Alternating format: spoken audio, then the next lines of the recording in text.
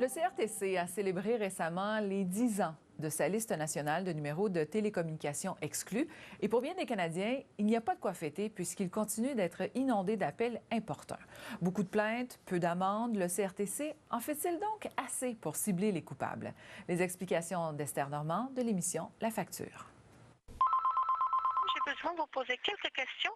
Vendeur de thermopompes, astrologue, pour José Riopel, la patience a ses limites. Ce qui me fâche, c'est que j'ai beau leur dire, il y a une loi, vous devez la respecter. La liste nationale de numéros de télécommunications exclus est entrée en vigueur en 2008. Beaucoup d'inscriptions, plus de 13 millions de numéros et beaucoup d'insatisfaction. Surtout que les importuns sont difficiles à identifier. J'ai dû les faire venir, je collectionne les cartes d'affaires et finalement, il m'a dit, moi, j'ai pas le temps de regarder si le numéro est sur la liste exclue, j'ai d'autres choses à faire. Il y a les appels indésirables d'entrepreneurs légitimes, mais il y a de plus en plus d'appels d'arnaqueurs de partout dans le monde qui donnent du fil à retordre au CRTC. On reçoit beaucoup de plaintes, mais on dénote que peut-être 40 à 45 % sont reliés à des arnaques. Les arnaqueurs ont accès à des robots et à des logiciels bon marché qui leur permettent d'inonder les réseaux de milliers d'appels.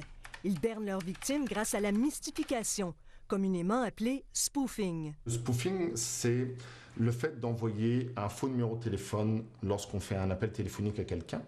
Ça permet de se faire passer pour quelqu'un d'autre. Le CRTC a reçu plus d'1 million de plaintes, mais seulement 167 amendes ont été imposées. Beaucoup de gens, des experts, disent vous manquez de personnel. Idéalement, c'est sûr que si j'avais encore plus de personnel à ma disposition, on serait encore plus efficace. L'organisme reçoit en moyenne 95 000 plaintes par année. Et pour gérer tout ça, une quinzaine d'enquêteurs au Canada. Pour cet expert, c'est trop peu. Une manière de mieux appliquer la loi est d'augmenter les ressources.